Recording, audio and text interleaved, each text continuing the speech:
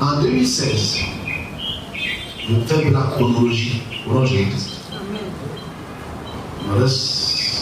C'est un message qui a une durée de près de 15 ans. C'est ce que je veux dire. C'est un message qui a une durée de plus ou moins 15 ans. Mais c'est à commencer. Et quand l'Esprit de Dieu m'a montré, on n'avait pas encore commencé.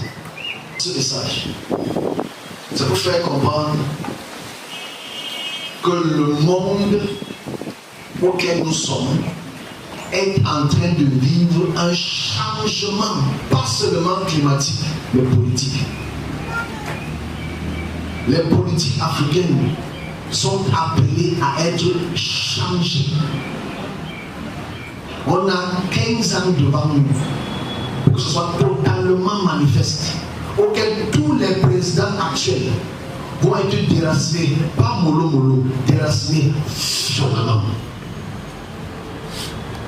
La majeure partie des présidents, mais pas tous, qui attachent encore la ceinture coloniale, ils ne vont pas laisser le pouvoir tant qu'on laisse le pouvoir. C'est la volonté de Dieu. Donc je dis encore, les vacances qui arrivent, j'ai dit ça l'année passée à la même période aussi. J'ai dit ça l'année passée à la même période aussi, que le monde entier, surtout l'Afrique, va vivre ce qu'on appelle une révolution des révoltes. J'ai dit ça l'année passée, l'occupé de quelqu'un de l'autre. Il dit l'Afrique va passer ce qu'on appelle la révolution des révoltes. Donc je voulais vous réaliser qu'un an plus tard, par la grâce de Dieu, tous les pays se lèvent pour se révolter. Manifestation ici, manifestation à gauche, manifestation à droite. Les vacances ici, ça va encore recommencer. Fire. J'ai aussi annoncé pour le Nigeria, Kaduna State, Imo State. J'annonce pour le Ghana, pour la présidentielle qui arrive. Pour faire comprendre que Dieu a déjà choisi ses élus pour qu'ils soient présidents.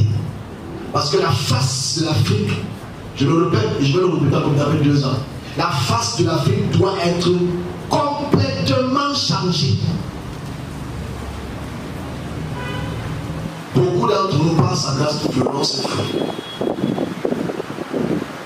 La face de l'Afrique doit être totalement changée. Parce que l'Afrique va reprendre un blason qu'ils avaient il y a au moins 3000 ans.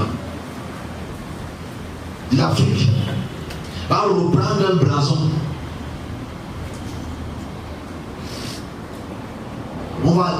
L'Esprit de Dieu va être déjà en train de déraciner un par un toutes les puissances africaines. Il les déloge.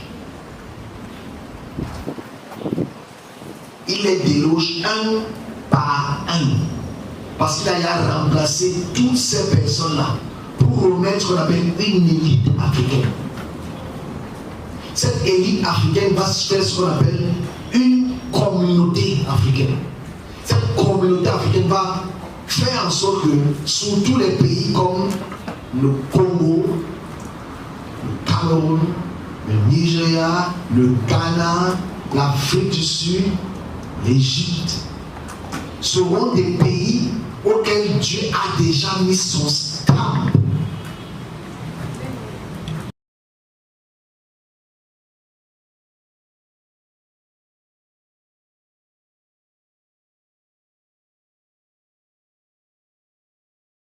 « 2020, une année noire pour les anciens chefs d'État africains. En seulement 10 mois, l'Afrique a perdu 10 anciens présidents. Amadou Toumani Touré, dit ATT, est né le 4 novembre 1948 à Mopti dans l'ancien Soudan français, actuel Mali, et mort le 10 novembre 2020 à Istanbul en Turquie, est un militaire et homme d'État malien. Il est chef de l'État de 1991 à 1992 puis président de la République de 2002 à 2012. Jerry Rawlings est né le 22 juin 1947 à Accra et mort le 12 novembre 2020 dans la même ville. Jerry est un homme d'État, et aussi ancien président de la République du Ghana de 1981 à 2001. Mamadou Tandja est né en 1938 à Maïné-Soroa, et mort le 24 novembre 2020 à Niamey. Il a été homme d'État et lieutenant-colonel, il a été à la tête du Niger pendant 10 ans de 1999 à 2010. Moussa Traoré, né le 25 septembre 1936 à Sébétou dans la région de Kaï et mort le 15 septembre 2020 à Bamako, est un militaire et un homme d'État malien, président de la République de 1968 à 1991. Pierre Nkourou-Nziza, né le 18 décembre 1964 à Ngozi et mort le 8 juin 2020 à Karuzi. Il a fait 14 ans de règne sur le Burundi de 2005 à 2020. Hosni Moubarak est né le 4 mai 1928, à Kafrel Msela, et est mort le 25 février 2020 au Caire. Il était un homme d'État égyptien, président de la République du 14 octobre 1981 au 11 février 2011. Soit 29 ans de pouvoir. Pascal Lissouba, ancien président congolais, il est né le 15 novembre 1931 à Tsingidi, et mort le 24 août 2020 à Perpignan en France. Yombi Opango, est né le 14 janvier 1939 à Fort-Rousset, et mort le 30 mars 2020 à Neuilly-sur-Seine. Il était militaire, homme politique congolais, puis président de la République populaire du Congo de 1977 à 1979. Ara Daniel, est né le 2 septembre 1924 à Sacho, et mort le 4 février 2020 à Nairobi. Il était un homme d'État kényan, président de la République du 22 août 1978 au 30 décembre 2002. Sidi Mohamed Ould Cheikh Abdallahi, est né en 1938, et mort à Nouakchott le 23 novembre 2020, ancien président de la République islamique de Mauritanie depuis le 19 avril 2007, il est renversé le 6 août 2008 à la suite d'un coup d'État militaire.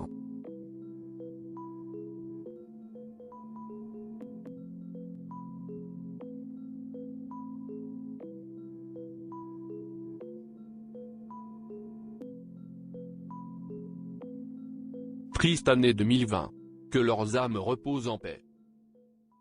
Le président tanzanien John Magufuli est décédé. Cela faisait 18 jours que le chef d'État de 61 ans n'était pas apparu en public.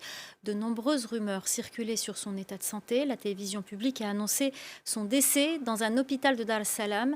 Nous partons tout de suite retrouver notre correspondant dans la région, Bastien Renouille. Bastien, qu'est-ce que l'on sait pour l'instant ? Eh bien, le peu de détails que nous avons proviennent de l'annonce effectuée par la vice-présidente tanzanienne Samia Hassan, qui s'est exprimée en direct à la télévision publique nationale. Elle a affirmé que John Magufuli est mort ce mercredi aux alentours de 18h des suites d'une fibrillation au cœur. Alors ça signifie qu'il avait des troubles du rythme cardiaque. Selon la vice-présidente tanzanienne, il est mort, vous le disiez, dans un hôpital de Dar es Salaam. Il était soigné, selon elle, depuis le 6 mars dernier. Alors, il est difficile pour l'instant d'avoir plus de détails sur ce qu'il s'est exactement passé.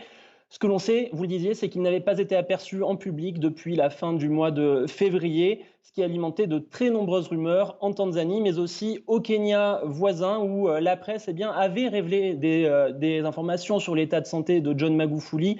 La presse kenyane avait expliqué qu'il s'était rendu à Nairobi il y a de cela une dizaine de jours pour être soigné des suites d'un coronavirus extrêmement violent. Et toujours selon cette presse kenyane, il était reparti du Kenya mercredi dernier lorsque son état avait empiré. On ne sait pas s'il était rentré à Dar es Salaam ou s'il était parti dans un autre pays. En tout cas, le gouvernement tanzanien tente depuis lors de faire taire les rumeurs. Notamment, le gouvernement s'était exprimé vendredi dernier et avait expliqué qu'il était à son bureau en train de travailler, que c'est pour cela qu'on ne le voyait pas en public. Alors, la vice-présidente tanzanienne devient donc présidente par intérim. C'est la première femme à occuper ce poste. Et sa première annonce a été d'ordonner un deuil national de 14 jours. Alors Bastien, John Magufuli était très critiqué sur sa gestion de l'épidémie de Covid-19. Oui, il avait déclaré le 8 juin dernier qu'il n'y avait plus de cas de coronavirus en Tanzanie, que le virus avait été éradiqué du pays. Et depuis, il invitait la population à se rendre dans les mosquées, dans les églises, afin de prier pour tenter de faire éradiquer la pandémie de par le monde. Depuis l'apparition du coronavirus en Tanzanie, on le voyait régulièrement marcher dans les marchés, dans les rues tanzaniennes à la rencontre de ses électeurs, sans porter de masque, sans respecter les distanciations sociales. Il était extrêmement critiqué pour cela. L'objectif, c'était de faire croire que la Tanzanie était un pays sûr dans lequel il n'y a pas de coronavirus afin d'attirer les touristes et les investisseurs, afin que ces étrangers se sentent en sécurité en Tanzanie et qu'ils viennent visiter le pays alors que la région est sinistrée par le coronavirus et qu'il n'y a plus beaucoup de touristes. Cette gestion était fortement critiquée aussi bien par l'Organisation mondiale de la santé que par les groupes d'opposition politique. Plus récemment, le ton avait changé en Tanzanie quand des leaders politiques, des proches de John Magufuli ont été atteints par le coronavirus. Certains sont morts, cela avait fait une sorte d'électrochoc au sein du gouvernement. Et depuis, le gouvernement appelle la population à porter des masques et à respecter les distanciations sociales 1 an après le début de l'épidémie. L'amiral a tiré sa révérence. Ce sont avec ces mots que la disparition de l'ancien président malgache a été officialisée sur les réseaux sociaux. Didier Ratsiraka est décédé ce dimanche matin, hospitalisé pour une petite grippe selon ses proches depuis le début de la semaine. Sur la toile, les hommages sont nombreux. Qu'il soit aimé ou détesté, Didier Ratsiraka a marqué son pays. Président à 2 reprises, de 1975 à 1993, puis de 1997 à 2002. Officier de marine proche de Fidel Castro, il avait été surnommé l'Amiral Rouge pour sa politique socialiste. Didier Ratsiraka a eu une très longue vie politique et il a été président de très longues années puisque ça a duré plus de 25 ans. Il a fait 2 mandats, donc un très long et un autre beaucoup plus court, mais il a aussi connu la destitution, il a connu aussi l'exil et il a vécu donc jusqu'à il n'y a pas si longtemps comme homme politique de premier plan à Madagascar puisqu'il était candidat au présidentiel de 2018. Et il avait perdu au premier tour de ces élections. Toujours investi dans la vie malgache et visible dans les médias locaux, l'ancien président avait annoncé l'an dernier, au début de la pandémie, faire don de sa pension mensuelle d'ancien chef de l'État, un peu moins de 1 000 € au système de santé malgache.